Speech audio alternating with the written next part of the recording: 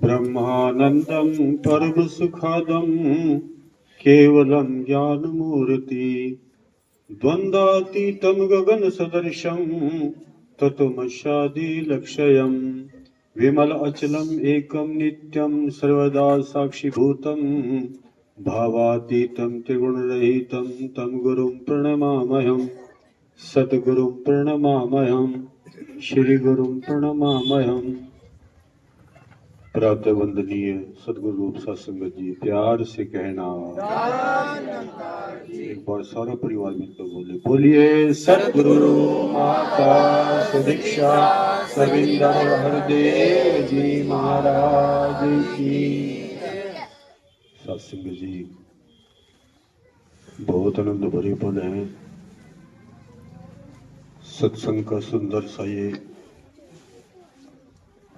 एक वातावरण आप सभी ने मिलकर के बनाया है और ब्रांच के मुखी महात्मा आदरणीय श्री शिव कुमार जी सदगुरु के सजाए महात्मा ब्रांच के शीर्ष हैं, इनकी कृपा से। और साथ संगत इधर महात्मा हमारे प्रेमी जी हैं, उनका भी मैसेज दास को मिला कि बच्चे का जन्मदिन भी है। आप सभी संतों का प्यार साथ संगत जिसकी बदौलत लगभग 3 दशक का समय हो गया है। दास पहले एक बार यहाँ आया था। आदरणीय मास्टर करमवीर जी ये पुण्य आत्मा है, शासन बचपन से ही इनका सुंदर ध्यान रहा है, अक्सर टच में रहते हैं।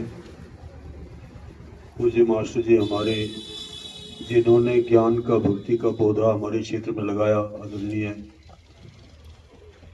श्री कल्याण जी जिनकी कृपा से शासन दास को भी जहाँ आप संतों के चरणों से जुड़ने का सौभाग्य प्राप्त हुआ है, वही शासन जीवन के लक्ष्य की प्राप्ति हुई।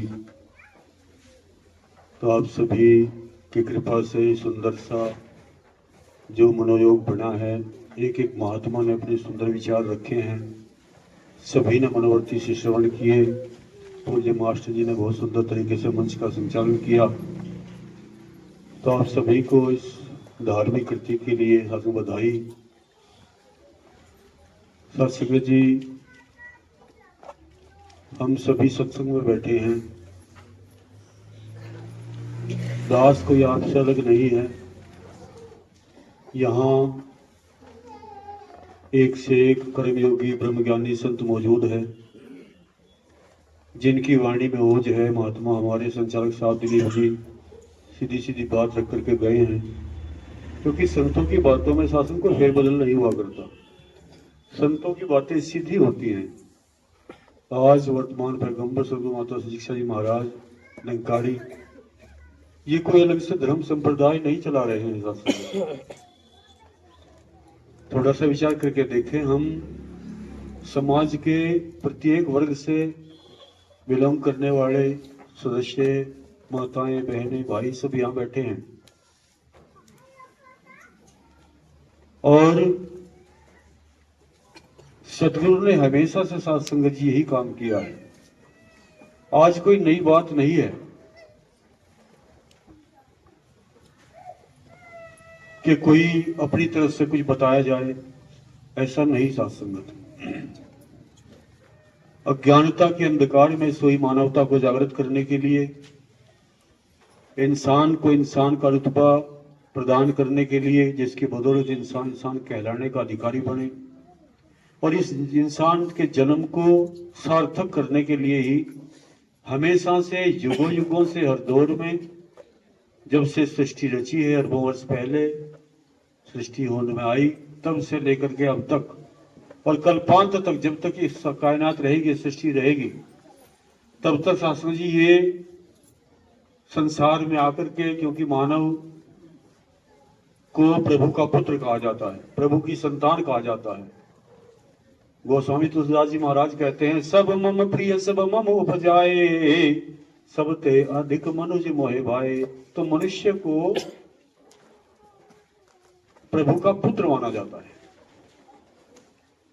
और इस जोनी के ऊपर प्रभु की कृपा है। अभी महात्मा आनंद जी बता रहे थे कि इस जोनी के ऊपर ही सत्संग जी इसकी कृपा है, किसी गाय बैल भैंस के नहीं रही है। हम सब यहाँ बैठे हैं, आप सब जा करके देखें, सत्संग करने का सौभाग्य हमें ही प्राप्त है या पूजा योग्य पशु गाय को भी प्राप्त है। अगर 5, 7, 10, 20 गाय इकट्ठी कर दी जाए तो सत्संग करेंगे, कुछ आध्यात्मिक विचार कर पाएंगे परस्पर, क्योंकि 4 ही काम उनके पास है, निद्रा भोजन भोग भय।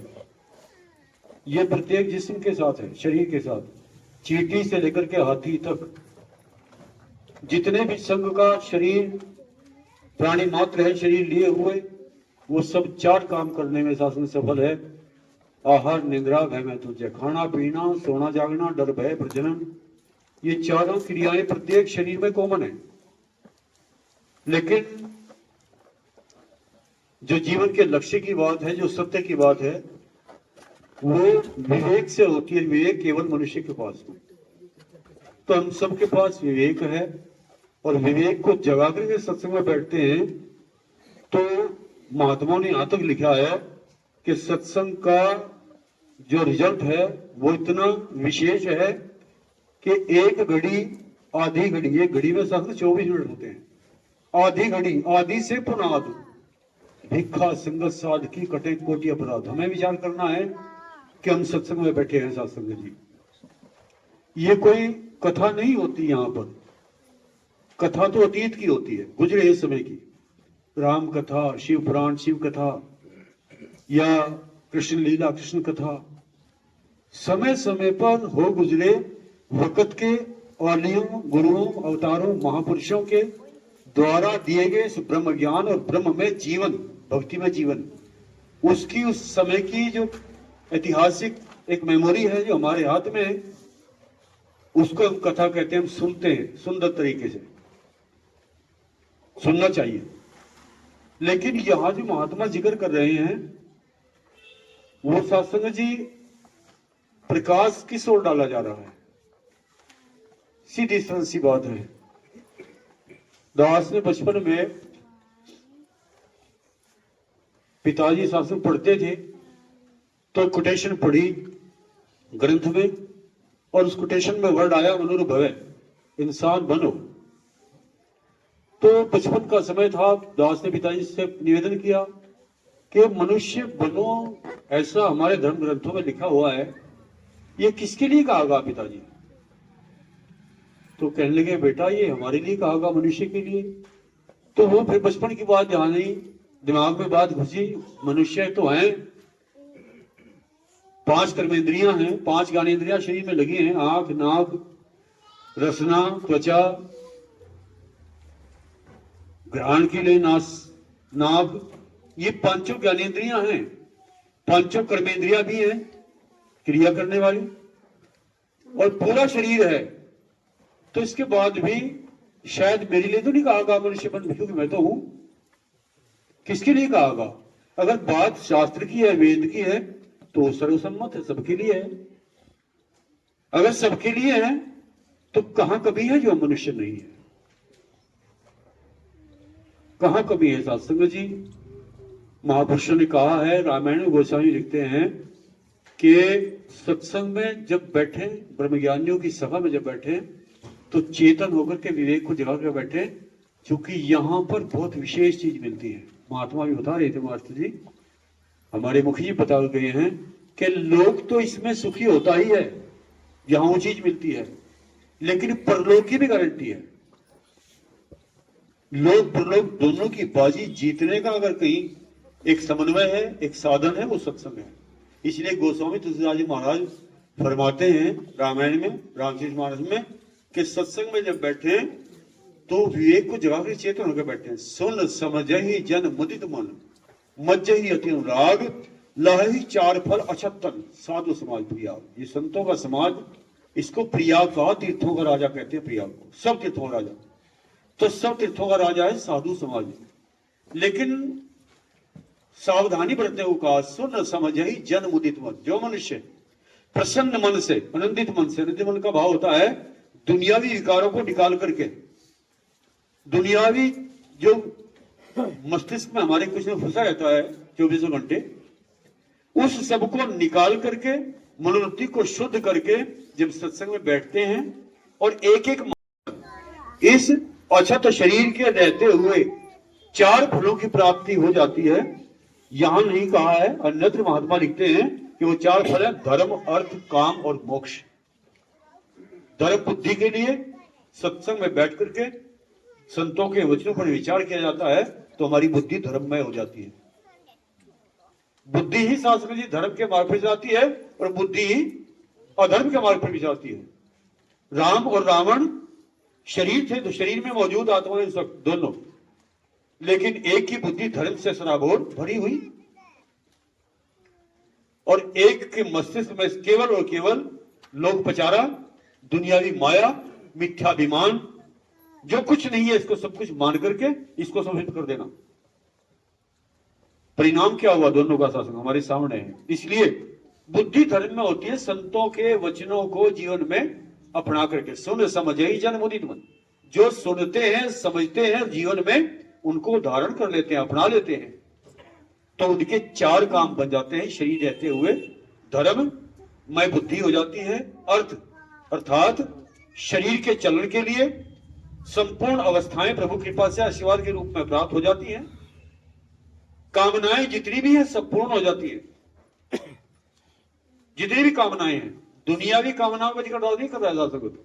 दुनियावी कामनाएं तो ऐसी हैं, नचिकेता उपाख्यान में नचिकेता जी लिखते हैं कि ये तो दुनिया कामनाएं ऐसी हैं जैसे जलती अग्नि में घी डालना और विचार हो कि ये बुझ जाएगी, लेकिन घी तो प्रज्वलित सामग्री है संगत, उससे अग्नि और जड़ेगी बुझेगी। इसी प्रकार से माया मन में आती है तो मन की इच्छाएं और प्रबलती हो जाती है, बढ़ जाती है। आज 1 है कल 10 की चिंता है, 10 है 100 की, 100 है तो हजारों की, और हजारों है लाखों की, करोड़ों की, फिर टेंशन हो जाती है। रात को टैबलेट लेकर सोना पड़ता है, नींद भी नहीं आती। तो दुनिया की कामनाओं का जिक्र नहीं कर रहा है। संसार में चलने के लिए जो प्राप्त करने योग्य चीजें हैं वो सब की सब प्राप्त हो जाती है, मन को शांति मिल जाती है। मन इस मन नचा हुआ है सारे संसार को। मन मरे न माया मरी, मर मर गए शरीर, आशा तृष्णा ना मिटी कहे गए दास कबीर। तृष्णाएं कभी खत्म नहीं होती है। तो इसकी नहीं, कामनाएं वो हैं जिनसे शास्त्री जी एक विवेक की अवस्थाएं, जो जीवन के चलन की आवश्यकताएं हैं वो सब की सब प्राप्त हो जाती है। जिसे सुकून मिल जाए, सुकून हम विचार करते हैं, पढ़ते भी हैं कि झोंपड़ी में रहने वाले कबीर को सुकून था, लेकिन एक उसी के पास जमींदार रहा करता था। उसने शास्त्र जी घर में 4 बेटे थे, पत्नी थी, सारा कारोबार था, हजारों बीघा जमीन थी, संपन्नता थी, पशु बड़े पड़े थे घेर में, कोई कमी नहीं थी। लेकिन जब वो कबीरदास जी के पास आया करता, प्रेम से बोलना, तो उससे सुकून मिलता था वहां आकर के। वो कबीर जी से कहता था कि भगत जी मैं घर में रहता हूं, धन संपन्नता है, कोई कमी नहीं है, लेकिन जब मैं आपके पास आता हूं मुझे सुकून मिलता है। हालांकि आपके पास खाने को मेरे से अच्छा नहीं है, रहने को मेरे से अच्छे घर नहीं है, संपत्ति मेरे से ज्यादा आपके पास नहीं है, लेकिन सुकून मिलता है आपके पास आकर के। तो कबीरदास जी सरल स्वभाव के महात्मा, उनके पास क्या था? ज्ञान, भक्ति, संतों का आगमन, आप जी की तरह। और जहां संत बैठते हैं वहां सुकून ही सुकून होता है। तो सत्संगत प्रश्न किया कि आपके पास ऐसी कौन सी बूटी है कि यहां हजारों लोग आते हैं और मेरे भी हृदय को, मन को सुकून मिलता है इन सबकी वाणियां सुन करके, इनकी बातें सुन करके मन खुशी महसूस करता है। वो जो आपके पास जो मंत्र है मुझे दे दो। अब कबीरदास सत्संगत सरल स्वभाव की महात्मा, संतों की बातें अटपटी झटपट लगे न कोई, जो मन की खटपट तजे फिर झटपट पावे। इसके लिए तो मन की खटपट को छोड़ना पड़ेगा। लेकिन संतों के पास शास्त्र जी सुगंध होती है, वो ना भी कोई ले खुशबू तो लेके जाता ही है। तो कबीरदास जी चुप रहे। लोही को आवाज दी देवी, अखां जी सुनिए, आई, हुक्म करो महाराज। कहते वो कल महात्मा आए थे, घी का डब्बा लेकर आए थे हमारे घर पर। प्रसाद बना करके बांटने के लिए अक्सर महात्मा बाढ़ ले आते हैं। कहते हाँ, तो कहने लगे उससे लेकर के आओ। लेकर के आए तत्काल। अच्छा महाराज सतवचन। अब लेकर के आए, रख दिया। कितना है? कहते काफी डिब्बा भरा गया। अच्छा खां। थोड़ा सा रेत लिया। अब रेत लिए ही बर्तन में लिया, बर्तन रेता लिए उठा करके, अब रेता रख दिया। कहते महाराज हुक्म करो। कहते इस घी के डिब्बे को इस रेते में मिला दो। अब रेत में मिला दिया, मिला करके और फिर कहा अब हुक्म करो। कहते हैं जो छान यहां से टूटी हुई है थोड़ा सा, इस पे 2-3 सीख खड़ी करके लकड़ी की और उस पे लगा दो इसको। अब सासू उस पे लगा के थेप दिया माता जी। कहती है और हुक्म करो। कहते नहीं। अब वो लंगर बना रही थी, मिसी कुछ रोटियां कबीर जी घर में। तो सासू गई और फिर अपना हाथ धोए, साफ के रोटी बनानी शुरू कर दी। 4-6 रोटियां बना करके लेकर के आई, ठंडा पानी, प्याज, वो लेकर के पहुंची, रख दिया। अब वो जो जमींदार है वो देख रहा है सारे नाटक को। अब साथ संगत वो सिमरन किया गया, उसे भी कुछ खिलाया गया, स्वयं भी भोग लगाया, अपने आप भी भोजन किया। अब ये सब कुछ हुआ, वहां से वो जो है ना जमींदार साहब वहां से निकल गए। लेकिन चलते समय एक बात दिमाग में आई कि जो ट्रीटमेंट इन्होंने किया है कबीर जी ने, वो घर में अपना करके देखता हूं। अब घर गया, अगले दिन सवेरे बच्चे चले गए खेत में काम करने के लिए, कुछ एक बाजार चला गया सामान लाने के लिए। अब दोनों पति पत्नी घर में अकेले। तो उसने सोचा अब शायद कुछ बात पड़ेगी। तो साथ में उसने घरवाड़ी को आवाज दी, सुनती हो अखा जी? पहले तो 2-3 आवाज दी, कुछ सुना नहीं। फिर जब जोर से बोला, मैं जो है कह रहा हूं काफी देर से, मेरी बात सुनी नहीं रही, क्या पता क्या कर रही। तो कहने लगी वो 4 जो गए हुए हैं ना वहां पे, वो मेरी खाल खा देंगे रोटी ने भिजवाई टाइम पे। और वहां खाना भिजवाना भी, लेके भी जाना, और फिर चारा भी काटना, और कुछ यहाँ थोड़ा सा वो बीज रखा था वो भी लेके जाना, उन्होंने लगा के भेजा है। और ये सारा घर का काम भी करना। मैं केली मेरा भेजता हो रहा है, आपको कुछ सोच नहीं रहा, बुढ़ापे में सटी आ गई। तो साथ संगत जब बात सुनी नहीं गई 2-3 बार, फिर डंडा खड़काया। दिमाग में बात है तो कोई है नहीं, बात पड़ जाएगी। अब डंडे का डर सबको लगता है। अब डंडे के डर से सोचा कभी मारना दे, बच्चे फिराने वाले यहाँ नहीं है, चल सुन लेती हूँ। खाना बनाती हुई आई, आके कहने लगी क्या बात है, कहो। तो कहते हमारे घी कितना है? तो कहने लगी घी तो तेरा खाने को मिला, क्या बात नहीं, क्यों पूछ रहे? अब नहीं मैं पूछ रहा। कहते 15-20 गाय भैंस दूध दे, माठ भरे रखे, कितना चाहिए बताओ, कितना खाना है? तो कहने लगे 1 डिब्बा भर लिया, 1 माठ बस।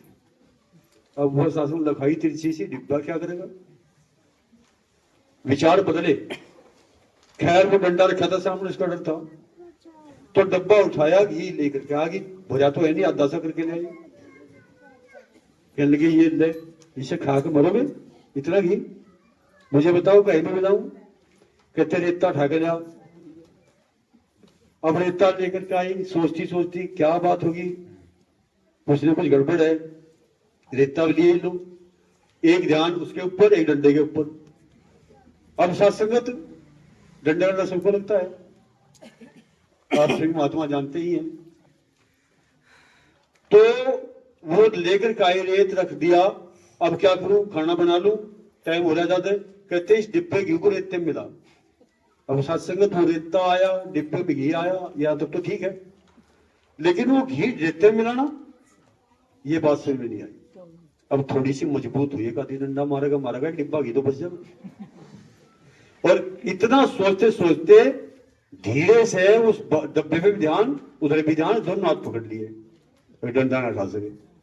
अब दोनों हाथ पकड़े, अब दोनों सांसें ऊपर नीचे, ताकत बराबर थी। शोर हुआ, पड़ोसिया एक ने दूसरे को बुलाया, और सबने मिलकर के, जब उसने कहा घरवाड़ी ने कि रेते में घी मिलवावे, घी का नाश करे, वो बार बार कहे कि रेत में घी तेरी सी मिलवाना, और ये मिलाना पड़ेगा नहीं, लाठी रखी मेरे पास, और गुस्से में। तो लोगों ने सोचा कमाल है, रेते में घी मिलवा रहा, कुछ ना कुछ गड़बड़ होगी, शायद दिमाग में कुछ है तो छुड़वाया लोगों ने, लेकिन फिर बार बार कह रहा कि ये रेत में घी मैंने तेरी से मिलवाना है और ये मिलाना पड़ेगा।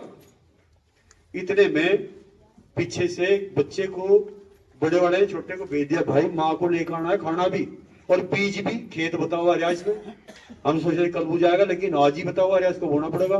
तो ये बीज भी लगा लिया और एक बड़द को खोल लिए, 2 थक जाएंगे, और माँ के साथ खाना भी लगा करके ले आओ, यहाँ खा लेंगे, भूख लग रही, और इधर से थोड़ा बहुत घास वास कट जाएगा। भेज दिया छोटे भाई को। अब आगे देखा घर में तो त्योहार कुछ और होगा, लोग इकट्ठे हो रहे, पर वो बार बार कह रहे कि तेरी से मिलवाना इसमें। अब किसी ने कहा भाई तेरा तो पिताजी है, तो ये तो पागल हो गया, दिमाग से लग गया इसका। अब साथ संगत वो बात बढ़ी और उसने 1-2 को सहारा उठ लिया, 2-4 कोहनी मारी अपने पिताजी के और रस्सा उठा के बांध के हाथ और वो डाल दिया। और वहां से 2-4 इकट्ठे होकर के एक वैद्य, एक हकीम था पास में, उसके घर छोड़िए, कहते महाराज का दिमाग चल गया, इसको दवाई दे दे। अब उसने नशे की दवाई दी, प्यार से बोलना, नशे की दवाई दी जाती है ना, जिसको बाहर होती है पागल, उसका तो करंट बिजली कर लगते हैं, या फिर दवाई सी दी जाती है जिससे खा पी करके बेहोश हो जा, खा करके। नशे का काढ़ा दिया, बेहोश किया, एक कोल्ड ड्रिंक बंद कर दिया। अब वो बात उड़ी चली समाज में और वो पहुंची कबीर के घर। सुबह कबीर अगले दिन उठे, बाहर घूमने के लिए गया, माता लोही के पास आया, हाथ पैर धोए, थोड़ा सा कलावा दे दे, नाश्ता दे दे, फिर कुछ लगे काम पे, ताने वाने पे। तो कहने लगी महाराज हाँ आपने सुना, क्या बात?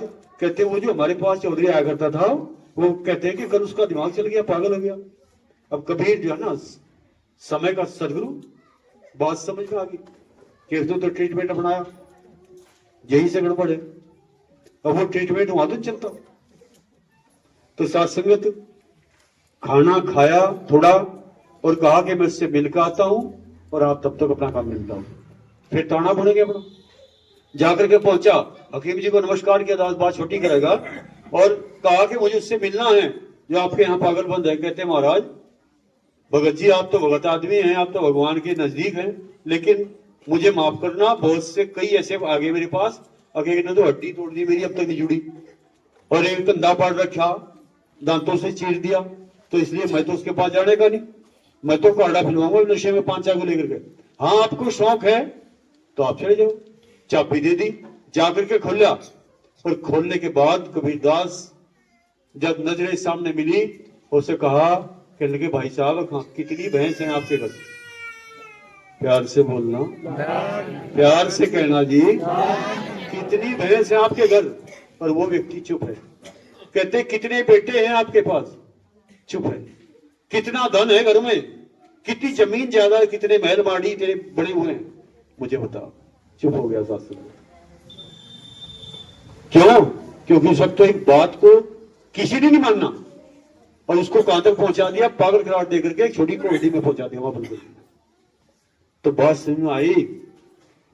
और फिर जब कबीरदास जी ने खोल दिया, चलने लगे, पैर पकड़ के बैठ गए, महाराज यह दुनिया तो मेरे से खोदी, लेकिन मैं कौन हूं, मुझे मेरा क्या है तो बताते जाओ। मुझे पता चल गया मेरा कुछ नहीं, क्योंकि मेरी औकात घर में 1 किलो घी की नहीं है, ये मुझे पता चल गया। तो आओ साथ संगत, यहां शहंशाह यही समझा रहे हैं, हम स्पष्ट कर रहे हैं कि काहनु गाफल सोया बंदे है। इंसान किस गफलत की नींद में सोया हुआ है? कौन सी गफलत है? दौलतों की, हुकूमतों की? इनसे इनके पास न जाइए, पहले शरीर के ऊपर लीजिए। जिस शरीर में हम सज बैठे हैं साथ संगत जी, कितना खेल है ये। अल्लामा इकबाल लिखता है, आदमी का जिस्म है क्या, जिस पर शैदा है जहां, ये एक मिट्टी की इमारत, एक मिट्टी का मकान, खून का गारा लगा है ईंटें इसमें, हड्डियां गणना कर रहे हैं क्या क्या लगा है। चंद सांसों पर खड़ा है ये ख्याली आसमां, और परिणाम दे रहे हैं काल की पुरजोर आंधी, जब इसे टकराएगी टूट कर बची इमारत खाक में। एक खाक का सौदा जिसमें हम सज बैठे हुए हैं, जिसके लिए इंसान अभिमान करे बैठा हुआ है, चेतने को तैयार नहीं है। लेखक लिखते हैं कि इस मनुष्य जन्म में आने तक अगर एक बार की बात करें तो लगभग 83,99,999 जोनियां, स्वेदज, जेरज, अंडज, उद्भिद 4 खानियां, सिलेटेटा संघ, टेडोफाइटा संघ, कॉर्डेटा संघ, ऑटोपोडा संघ, 4 संघ विज्ञान की भाषा में, इन सारे संघों में, शरीरों में गुजरता हुआ अंत में जीव 350 करोड़ वर्ष को पार करके इस जन्म में आया, मनुष्य में। और ये जन्म शास्त्र जी सारी की सारी जोनियों में होने के बाद मिला हमें। प्यार से बोलना। कई बारी बनकर के कीड़े रेंग रेंग कर चलते रहे। वाणी कहती है, हे जीव समझ कर सोच, अगर वाकई तेरे पास बुद्धि, वाकई बुद्धिमान होने का कहीं पर एक सबूत देना चाहता है, प्रूव करना चाहता है, बुद्धि ये नहीं है कि हमने झोपड़ी से महल बना लिए, ये बुद्धि नहीं है। ये बुद्धि नहीं है कि मैं इस आज्ञाकारी संतान का पिता हूं, ये भी बुद्धि नहीं है। ये बुद्धि नहीं कुछ शिक्षाएं प्राप्त कर ली, दुनिया को बहका सकता हूं, घुमा सकता हूं, ये भी कोई ज्यादा उपलब्धि नहीं है, कुछ नहीं है सत्संगत। अगर बुद्धि की बात महात्मा ने कही है तो महात्मा समझाते हैं कि समझ है तो समझ का इस्तेमाल कर। कई बारी बनकर के कीड़ा रेंग रेंग कर चलता रहा। कीड़ा सोच रे मानव हालत क्या थी, सांप बिच्छू बनता रहा। वाणी कहती, दास नहीं कह रहा।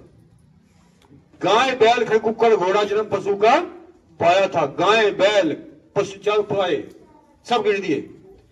बड़ चमगादड़ बगला कौवा उल्लू भी कहलाया था।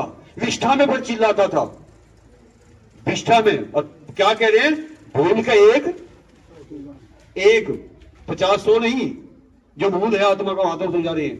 भूल कर एक प्रभु का नाम कहे अवतार, गुरु से मिलकर आज तो पाले तू निज। बात तो गुरु से मिलकर बनेगी, बिन गुरु भवनिधि तरही न कोई। लगभग एक दिन नहीं, लाखों लाखों वर्ष आग के सैलाब को पार करना पड़ा, इतनी देह मिली। लाखों लाखों वर्ष मवाद की झील से गुजरना पड़ा, ऐसी देह मिली। लाखों लाखों बार रक्त मवाद की झील से होते हुए कहीं रक्त के सैलाब को पार करना पड़ा। अपने ही शरीर के खून में नहा करके प्राण त्यागने पड़े। देख रहे हैं चारों तरफ। इन सारी जोनियों में हाहाकार करता हुआ अंत में अपने शरीर में आया। पुकार करी कि मैं छूटने का यत्न करूंगा। माता के गर्भ में था तो महात्मा समझाते हैं, मां के गर्भ में घोर कष्ट सहया था 9 महीने। शास्त्रगत बायो कहता है कि मनुष्य के जन्म में गर्भ में मां के बच्चा उल्टा रहता है, सीधा नहीं होता। जिस वक्त सीधा हो जाता है, बहनी यहां बैठी हुई है, उसी वक्त पेट में दर्द हो जाता है, तभी डॉक्टर बुलाया जाता है। और बल और पुत्र वह था, पड़ा घोर नरक में हाय हाय कहे था, मैं करूंगा छूटने का यत्न कर हल्की, मैं छूटने का यत्न करूंगा। हे प्रभु मेरी शिवता को हल्की कर दे। कोई सुन रहा हो, मेरी प्रभु का पता नहीं था, कोई मेरी सुन रहा है, उस मुसीबत को हल्की कर दे। और फिर 9 महीने के बाद जिस वक्त चूहा छुट गया भयानक दुख से, और दुनिया की हवा लगी, घुट्टी और दूध ही लगा पीने मुख से, खा खा दुनिया के माल भूल गया सुख से, और बेमुख होने लगा हरि के रुख से। बेमुख हो गया, कुछ नहीं था। ये महात्मा याद दिलाते हैं। हम सब सत्संग में ऐसा सावधानी से बैठना पड़ता है। यहाँ पर सत्संग में चेतन होकर बैठना होता है। यहां आकर के भूल गया, मेरे मकान, मेरे घर, मेरी ताकतें, मेरी हुकूमतें। और ये कितनी हुकूमत है शास्त्री जी, कितनी हुकूमतें हैं। इतनी हुकूमत है कि एक अच्छी तरह से शरीर के अंदर दस्त लग जाए, दूसरे बार पता चल जाता है कितने शरीर का वजूद है। प्यार से बोलना। जिन्होंने कहा ना सुई की नोक के बराबर भी जगह नहीं दूंगा, इतनी ताकतें थी गदा युद्ध में प्रभावी। 80,000 हाथियों का बल महाभारत में लिखा है। और कहता था कि मैं इतना बलवान हूं, शरीर वज्र का मेरा हुआ है, मुझे कोई मार नहीं सकता, एक सुई की नोक भी नहीं दूंगा। शास्त्र एक दिन ऐसा आया कि उस युद्ध भूमि में 2 हिस्से शरीर के पड़े पड़े हैं, और ऊपर 2 परिंदे बैठे हुए हैं। एक कहता है कुछ इसका न ताजा सा गोश्त खाऊं, तो दूसरा कहता है कि देखना भी नहीं। क्यों? क्योंकि इसने वक्त के मालक से बैर लगाया, इसने समय के मालक भगवान कृष्ण की बात नहीं मान ली, इसलिए इसके साथ देखिए भी ना, वरना उसी गर्त में चल जाएगी आत्मा जिसमें ये शरीर छोड़ के गई है। वो भी आया, कोई मिट्टी को साथी आग देने वाला भी कोई नहीं बचा। रावण जैसे महा पहाड़, त्रिलोक का साम्राज्य उसके अधीन था, लेकिन जब नाभि में तीर लगा और जमीन के ऊपर गिर गया तो सात्संगत कोई शव उठाने वाले भी नहीं था। राम की आज्ञा हुई तभी विष्णु ने उठाया।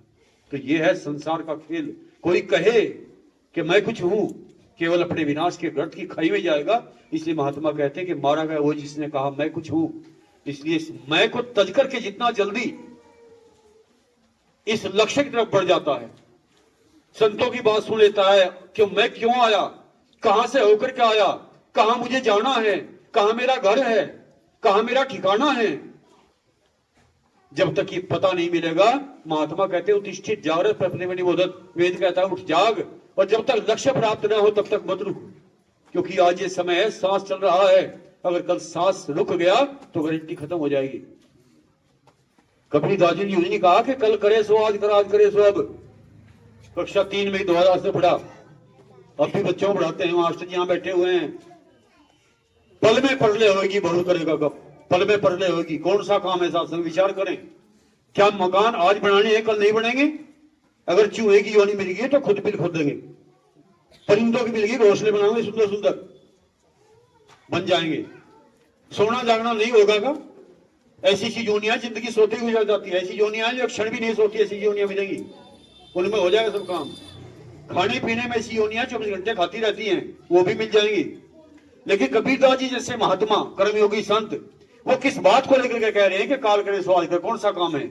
हम तो सुनते हैं साथ संगत, इतिहास भाग के देखें अतीत का, तो लोगों ने राजपाट घर बार साइड कर दिए लक्ष्य प्राप्त करने के लिए।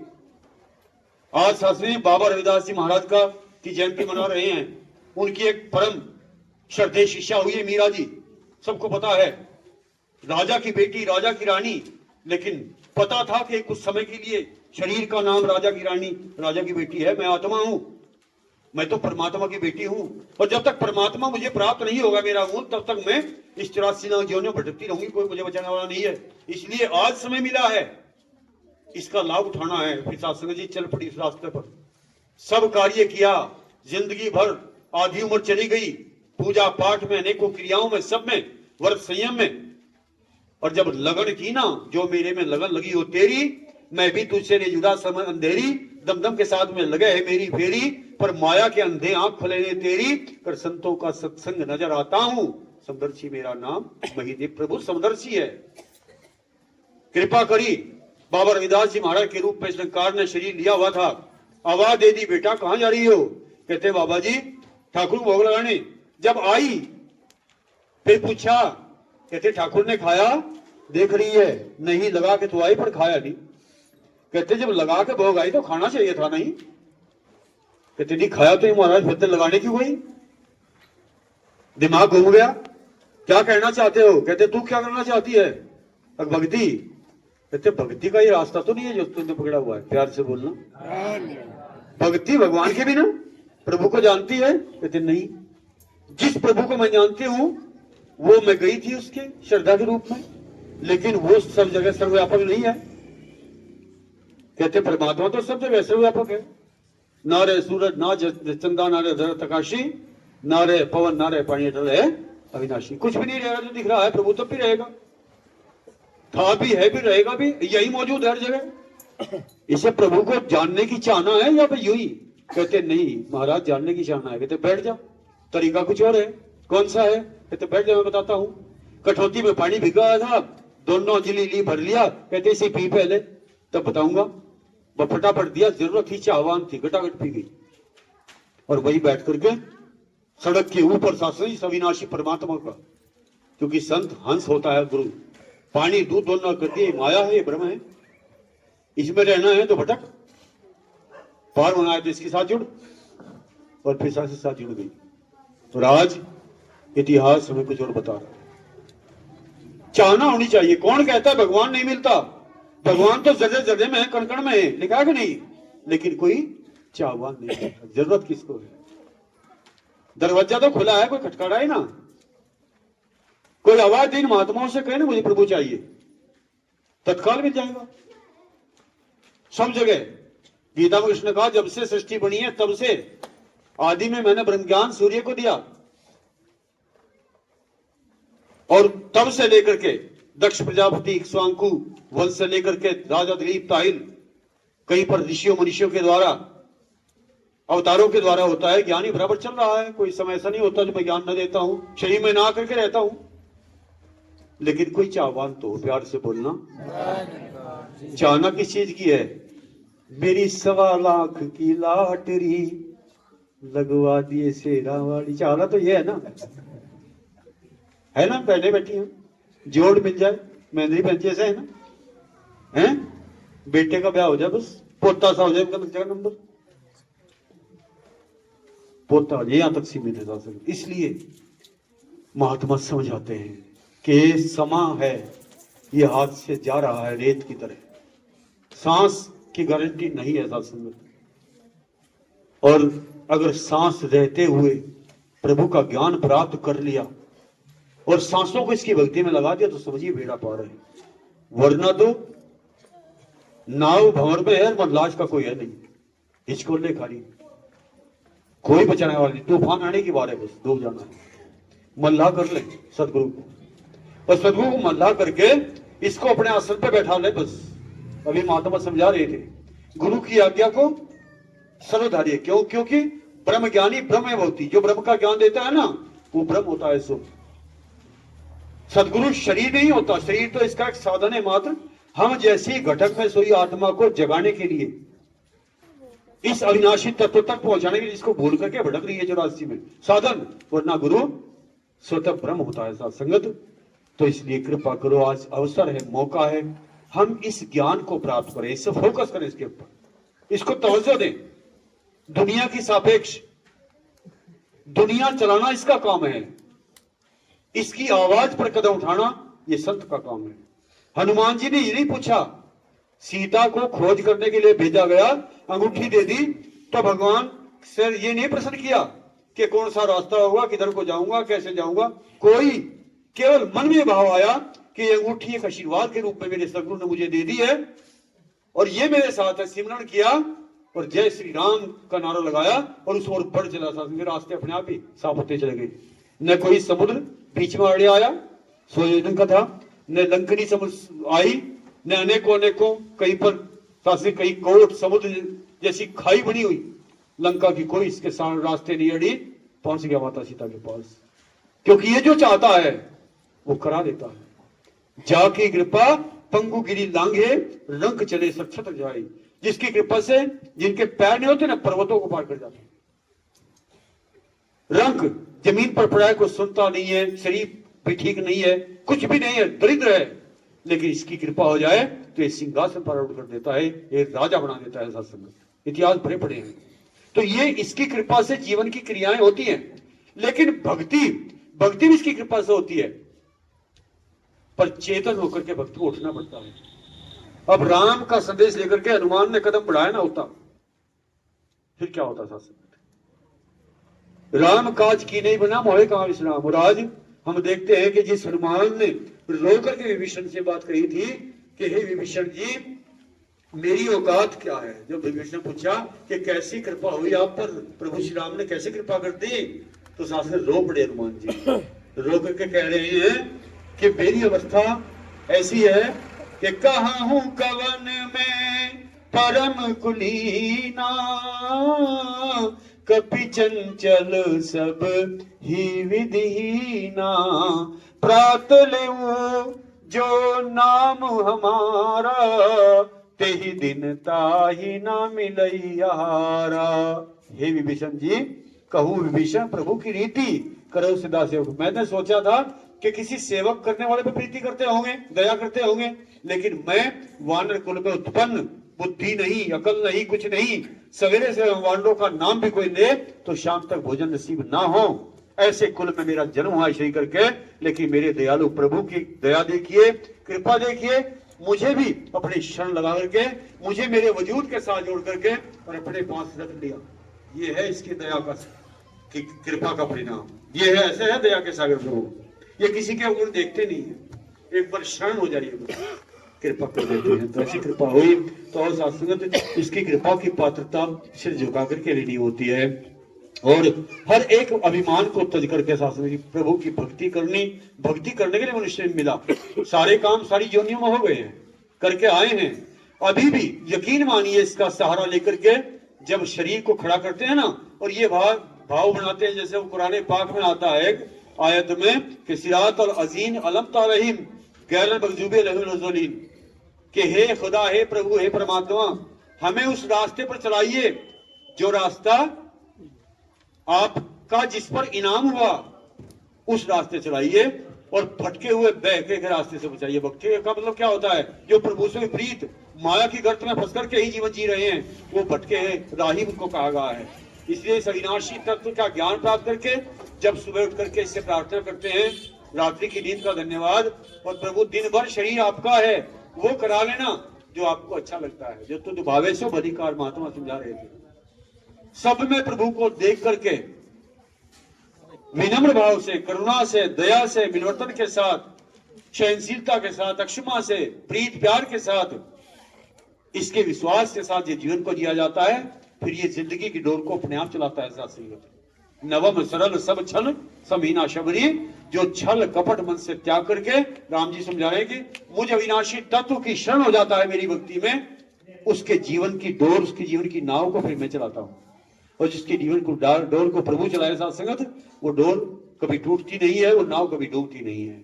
आओ नैया इसके, गाड़ी इसके हाथ फड़ा के, बढ़ के अर्जुन देखो तो इसमें घाटा मोल नहीं पहना, सौंप के तन मन देखो तो ये रथवान है जिस गाड़ी का, फिर उसका क्या कहना है, जीवन का रथ नहीं चलाना हमें तो केवल बैठे हैं हम तो, इसने बैठाए हैं ये समझ के बैठे।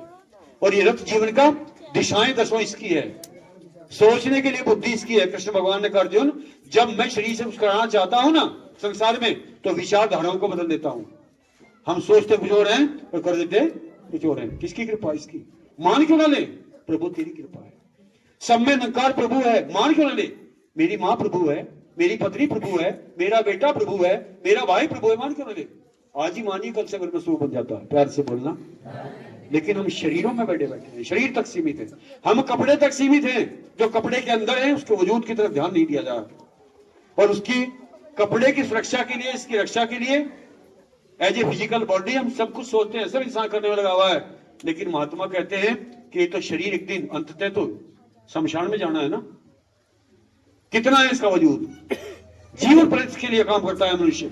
लेकिन एज ए आत्मा मैं कौन हूं, इसके बारे में कभी सोचा? इसके बारे में नहीं सोचता। मैं कौन हूं, मेरा ठिकाना कहां, मुझे कहां जाना है? शरीर तो शमशान में जाएगा, लेकिन मैं आत्मा शरीर नहीं हूं। एक मिल गया, दूसरा फिर धारण करेगी। तो ये सफर इसका कब खत्म होगा? इसका सफर कब ये निपटेगा जाकर के? कब ये इस मुकाम तक पहुंचे, कब ये अपने घर को पहुंचे? इसको पहुंचाने के लिए मनुष्य मिला, ये ऐसा साधन मिला है। इस साधन में इसको जानकर कि इसकी भक्ति की जा सकती है, और जब इसकी भक्ति की जाती है तब ये साधन सुलभ हो जाता है। साधन भी सुलभ तब है जब उससे काम किया जाए। अब विचार करें, अभी ये साउंड बजा हुआ है, आज सभी महात्माओं के मधुर वचन आए, कानों में इतना डेसिबल से साउंड बजता है कि क्या कहा जा रहा है नहीं आ रहा है, रोग और बढ़ जाता है, आवाज वही है। तो इसलिए शासन महात्मा समझाते हैं कि वजूद किस चीज का है, वजूद की तरफ चलना है। तो यही यहाँ पर गफलत की नींद में सोने वाले इंसान को आवाज दी जा रही है कि इसको तज दे, इसको छोड़ दे। जितनी देर इस गफलत की नींद में सोएगा तेरा नुकसान हो रहा है, और अगर इसमें अंत सांस तक सोया रहा तो इस संसार का कोई भी साथी नहीं है। अगर तो ये मान हो तो महात्मा समझाते हैं कि जिन्हों घर झूमते आती, हजारों लाखों थे साथी, पते उनके नहीं पाए जाके जाम में गिरा है, पते नहीं है। ये तेरे महल महलायत, दरी ने खाक में दौलत, इसका तो बिस्तर राख में होगा, लगे जंगल में डेरा है। शरीर का बिस्तर तो एक दिन शमशान में, हम देखते हैं उसकी मिट्टी पड़ी, उसकी राख पड़ी है, घास जमा हुआ है, बारिश हो जाती है। ये शरीर के वजूद है। इसलिए इसमें रहते हुए इसको समर्पित कर दें, और इसमें रहते हुए इसके वचनों को जीवन में आत्मसात कर दें। यही भक्ति है। कोई ऐसा 20 सूत्री कार्यक्रम नहीं है, सिवाय सिर्फ 2 बातें हैं। गुरसिक का है इतना कर तू कर्तव्य, आपा अर्पण कर देवे। प्रभु जानना है, भक्ति करनी है तो आपा अर्पण, वही बात कही गई। मोहि छलछित कपट नहीं भाई, रामायण पढ़े हम, प्रभु को अच्छा नहीं लगता, इसलिए आपा अर्पण कर देवे। और सदगुरु का काम ये खाली झोली भर दे, ये झोली भरने आया है शास्त्र।